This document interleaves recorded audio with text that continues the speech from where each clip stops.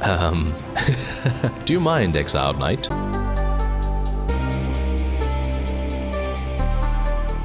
Hello, Reformers, and welcome back to a world of ice and fire, and look who it is! Oh yes, look who it is, the fellow that we were attempting to spread rumors about. One failed, one was successful, and he's currently attempting to attack us.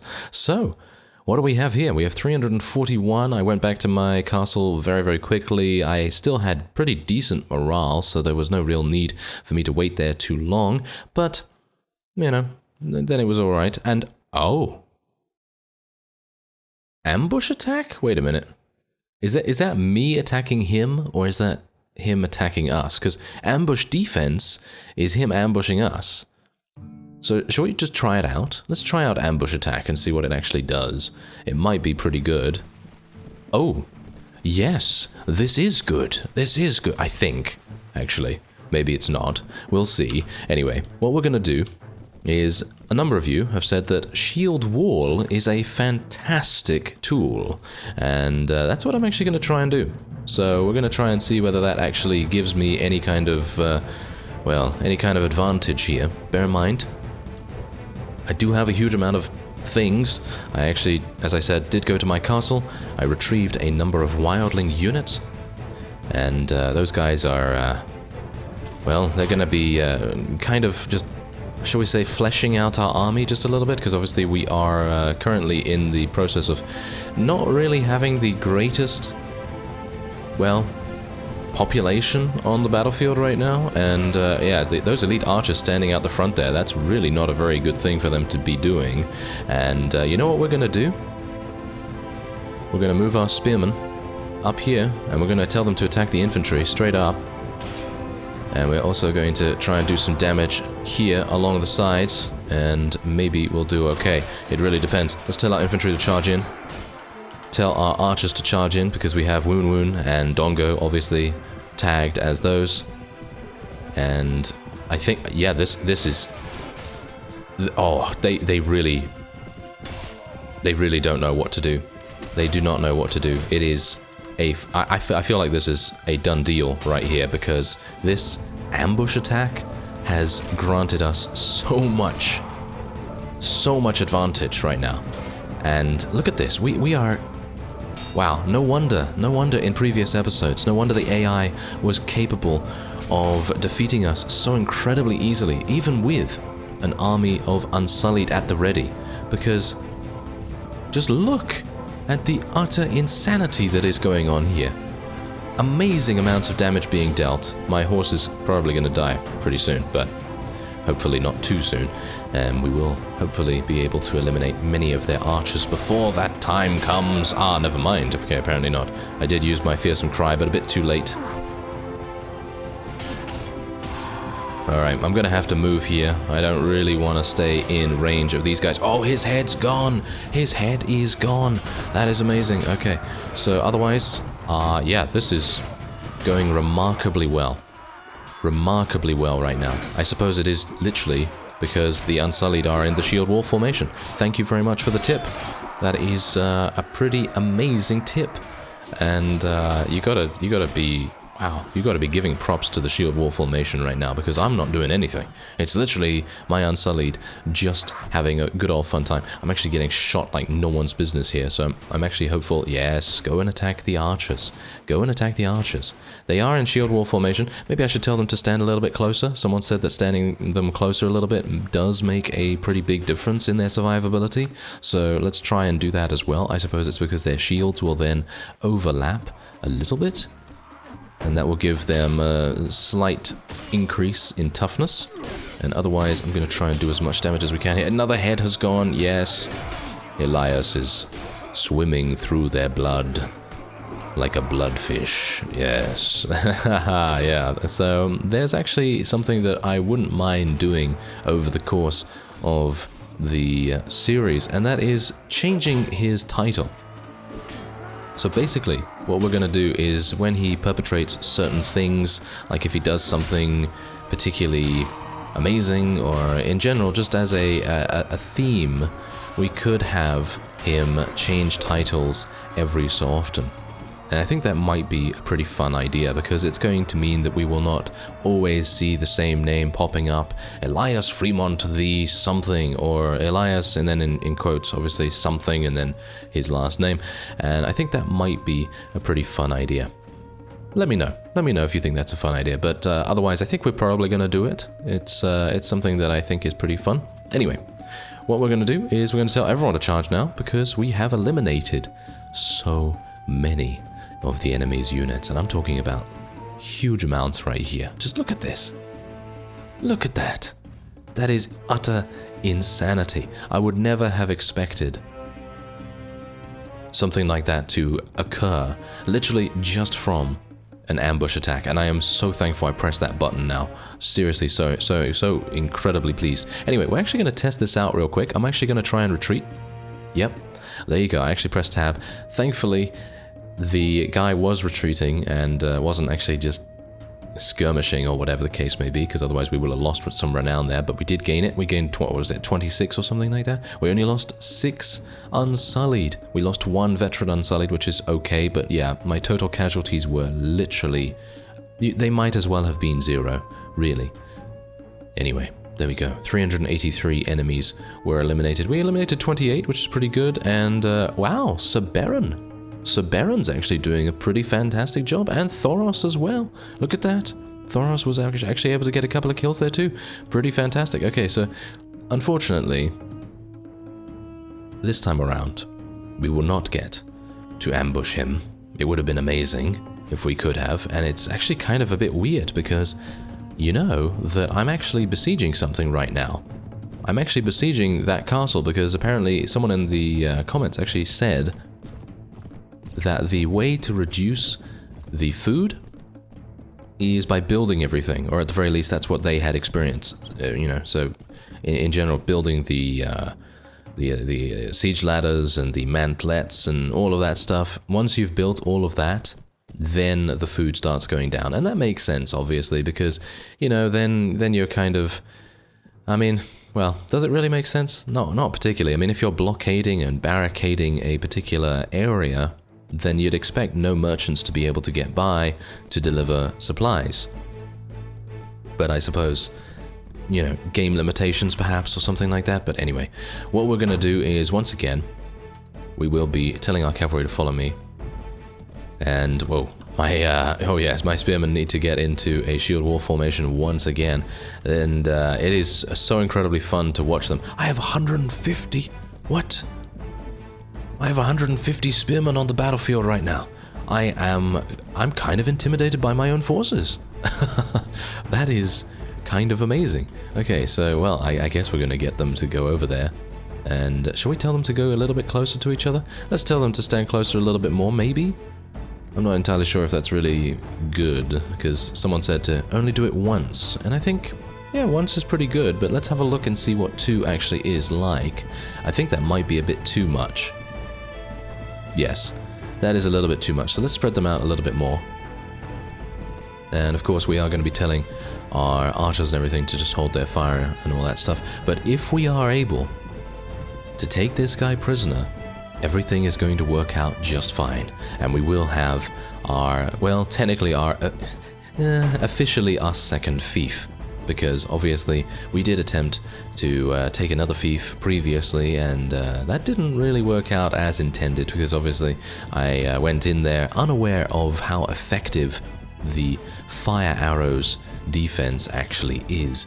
So anyway, let's start moving our spearmen up here to attack their archer division. Let's see if they decide to send out their infantry. If they decide to send out their infantry, then that's absolutely fine. I don't really mind dealing with those guys, but no, they do have some cavalry. They do actually have some cavalry. Hopefully their cavalry will run into our spearmen. My horse is about to die, literally because we are being pelted by arrows at the moment, which is actually intended. I do want to get just close enough just to take a little bit of the focus off our spearmen. I know that, you know, the spearmen are obviously in shield wall formation, and in general they are going to be extremely, extremely difficult to eliminate. But I really don't want to get those guys killed. They're very expensive, and I actually got these mounted units for free. So what's better? You know, utilizing something that you got for free, or utilizing something that you spend a huge amount of money on? Well, it depends. If you lose that thing after you spent the money on it, then obviously that's pretty bad. But you know, otherwise, I mean, we are making a pretty decent amount of money, so we are well off. You know, it's not like we are, you know, scraping by. I mean, we're doing pretty well in regards to all our enterprises and everything. I think that's pretty nice. Can our spearmen actually start to attack now? Because I'm a bit worried here. Yeah, we should probably get our infantry and our archers to charge in as well, and we'll see what they can do. My horse is about to die, actually, so I'm a bit worried about that, but hopefully I won't die behind enemy lines. Speaking of enemy lines, charges straight in. Yes. Charges straight in here. Okay, so let's have a look. What are my people doing right now? There we go. Attack the archer division, thank you very much. Yes, there we go. We're doing some nice damage right there. This is what you get. Oh yes, that is what you get. And we're gonna see if we can maybe do a little bit extra here and there by just circling around.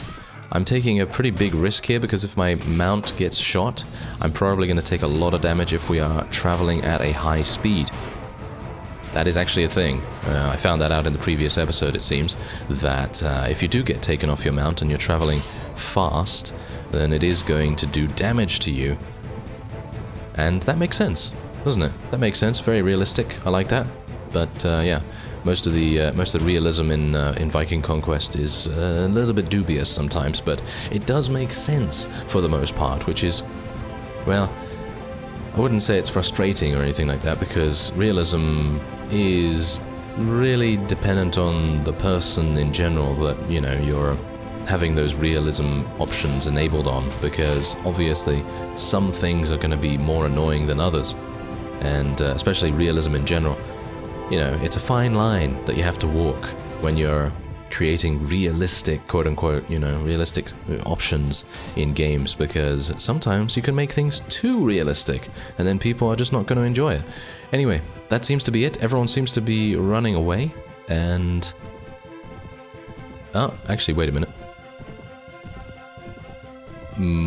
Those red dots over there, they don't seem to be running away. It doesn't look like that to me, so I'm actually going to tell everyone to charge in right now. We can dissolve the spearman formation. It seems like they are actually horsemen, the enemy. Sirio's actually getting a couple of kills too. Very nice to see him get a couple of kills. Oh, he's getting more. He's getting more than just the one. Very nice. Oh, these guys... yes, okay, so I also had this issue beforehand when I actually went to... Do you mind, exiled knight? It is time to murder. Yes, murder him, please. Okay, it seems the AI has a problem with killing these people. Anyway, yeah, there was actually an issue for me at the... I think it was at one of the battles in the previous episode, and you can see here, this is exactly what happens when you run into this. You can't actually leave the battlefield by going to this edge here, so I suppose the AI is just not meant to come over this direction. But anyway... There it is, a rather wonderful victory, 31 kills for Elias right there, and otherwise we're doing pretty nicely. So, we actually get to take him prisoner. I'm extremely pleased about this, because being able to take this kind of guy prisoner, someone that usually fields around 500 units, that is a fantastic thing to do. So we're going to take him prisoner, and actually, you know what okay, here's the thing. Usually I would be more than happy to take prisoners, but in this case I would much prefer to not do that, because I'm not going to be going back to my fief in some time, because what I want to do is obviously take this castle, and if I need to retreat at some point, I really don't want these prisoners weighing me down. However, if that time comes, then I will just do that, and I won't have any qualms about it, that's for sure, because I'm, yeah, we're not going to take the trainees. Well, I guess we'll take the trumpeters, I guess. Anyway, when that time comes, if it comes, then we will be getting rid of our prisoners. We'll let them go, basically, and speed ourselves up a little bit, because we might need to do that. Anyway, I'm actually going to be burying the dead this time around, because getting some reputation, getting a little bit of morale, that's always a nice idea. As you can see, I did stock up on a little bit of ale as well. because ale is amazing for getting your morale up, especially in sieges. Oh, and we leveled to 25. Very nice. Okay, so let's have a look at our preparations here. Your men are building mantlets still, and we've done all of this as well. Apparently, according to someone in the comments, you can call for a meeting with the castle commander when everything is built, and then you're going to have a, well, slightly increased... Oh, look at that. The food stores have decreased. Fantastic. That's great. Alright, so as long as... yeah, anyway, as I was saying, when you've built everything and you call for the castle commander, you do have an increased chance to hopefully get their surrender. Anyway, let's have a look here. They and their money are welcome. Yes, give me that. Give me that morale. That's exactly what I need, because sieges. Oh wow, what? The days are just going right here. Look at this. This is crazy. I'm actually kind of surprised because we previously attempted to take this and we waited here for quite some time, but we were not getting the result that we wanted. Very strange indeed, but at least it is working now. I don't know where any other vassals from Volantis actually are. It's kind of a bit of a shame that I needed to do this, because that means that more Unsullied are going to fall. Be more cautious. Build defenses. Ah, that's what I'm doing. That's what I'm doing, actually, person. I mean, game. Yes. Now, I thought you might want to take a look at my weekly budget, because it's been a while since I've actually shown you a detailed breakdown of this, because I've just been so excited about tackling, you know, another siege, another vassal here and there, and I thought it might be a nice idea. If you want to look at any specific part, then obviously you can pause if you like, but otherwise you can see here that my wages are over 10,000, even with the Unsullied. Not entirely sure if that's calculated correctly, maybe it isn't, but whatever the case, we are still having... I still have wages at Stumbleton. Yeah, I'm probably going to need to do something about that settlement. But the staff are only costing me 45, which is really nothing in comparison to my party, which is 10,000. So yeah, that's pretty insane. As you can see in my treasury, I have 141,000, and that's decent. But just think about this. If I want to recruit those... I can't remember the name. The Second Sons, that's it. If I want to recruit the Second Sons, they cost 120,000, so I'm going to be basically broke at that point. So, got to be a bit careful about that. Anyway, let's continue to wait and see. 2 more days. 2 more days. This is fantastic. Alright, I'm going to wait. I'm going to wait some more, and we're going to see if any vassals turn up. Oh, look at this. Fantastic. Yes. Please come and join us. Give me more morale. Very good. I like it. Alright. Oh, at night some of your men make off with happy widows. I'm actually hoping that they're not leaving.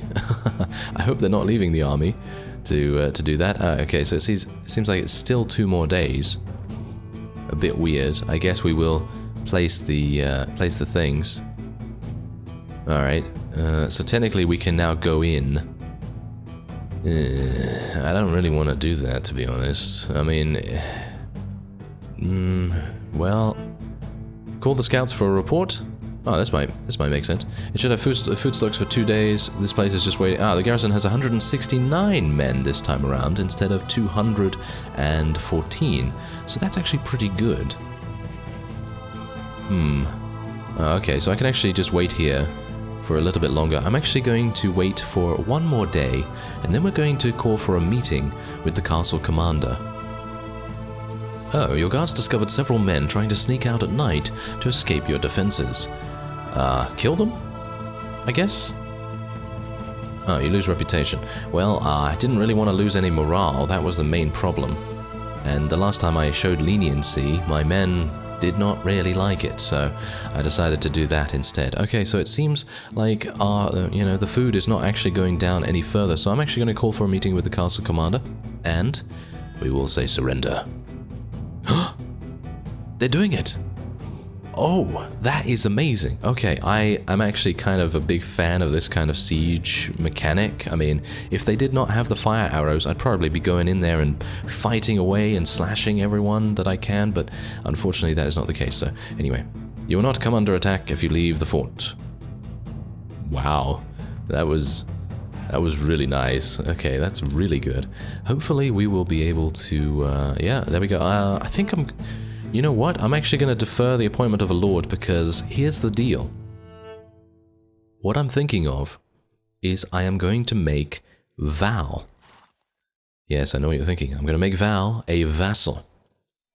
And we're going to see if she does a good job, because someone actually did... I'm mentioning the comments a lot here, but everyone has been extremely helpful in regards to various subjects, and I'm just trying to remember to mention that. But anyway, point is, someone mentioned that vassals usually will not rely too much on leadership. And that is pretty surprising to me, because I thought that, you know, hey, leadership, you know, it's going to get them good party size and all that stuff. But vassals generally tend to rely more on pathfinding and tactics skill. Because if they have both of those, they will be able to wage war more effectively against vassals. Against enemy vassals, and that's exactly what we want them to do, of course. And they will be gaining renown over time. This is all in reference to the comment as I'm attempting to remember it. And yeah, in general, that is a really, really good way to go. So having a high pathfinding and a high tactics skill is exactly what you want to do. Now, fortunately, we do have a person that has good skills like that. So for example, Val, right here, we have 6 in pathfinding with her and 5 in tactics. And she also, by the way, has 5 in leadership as well. So she is basically the perfect vassal for us. And so I'm thinking that we're probably going to be giving her this first fief. And I don't know how much renown she has. I think I could I actually search for that in my notes? Yes, I can actually search for that in my notes, but unfortunately she does not have any stats like that, so we will not be able to know how much renown she actually has. Anyway, point is, I feel like she's gonna make a good vassal. I've taken a look at other people and they really don't have... maybe Daisy? Daisy might have... No, she does not. Look at that. She has 0 pathfinding. She has some leadership. Tactics is okay. You know, 3. It's okay. Not a great amount. But she's much more of a fighter. You know, her proficiency is pretty crazy good. So we're probably going to leave her in our army. Silver is obviously kind of a medic, sort of, to us. I think, personally, I feel like Silver is just really good to keep around because she is able to mend wounds for the most part. Thoros is obviously great with medic and everything, as you can see right there. And then obviously we have Podrick, who is our entertainer and engineer. Val actually has 7 in tracking, which is pretty amazing, but I guess we'll have to do without that. Maya has really good looting. Hagen is really, really good at trading and navigation. And yeah, it's just a whole bunch of things. I know that Hagen actually does really like Val, as far as I'm aware. So that is a bit of a shame, actually, because I kind of really want to keep Hagen in our army. She's really kind of a beast, as you can see. She's got some pretty crazy skills here. Combat stats, trade skill, even persuasion is pretty amazing. So in general, she's really good, and it would be a shame to lose her if... I don't know, maybe I can ask Val to rejoin our party if at some point we want her to. But anyway, would you be interested in holding a fief? Let's give her this. Alright, there you go. Lady Val of the Free Folk. Yeah, I thought it actually made sense. Actually, kind of a bit of sense for her to become a vassal for us, because she's actually a member of the Free Folk, and because we are still trying to be somewhat thematic, I thought it would make somewhat sense. Anyway, there you go. That is amazing. There we go. That's pretty cool. Now, not entirely sure what to do now, to be honest, because my main goal was to take this in this episode. Finally, we were finally able to do it. I don't know where any vassals are. The enemy does not appear to be around for some reason, but I suppose this would be a good time to end this episode off here. Next time, we will be attempting to take something else with the same strategy, and in the meantime, I will be placing all of these in my garrison back at Carthagar, and we'll probably try and bring out a couple more wildling units as well. Maybe get some more money too, because I'm using money, of course, to upgrade my units. Anyway, I thank you very much for watching, and I will see you next time.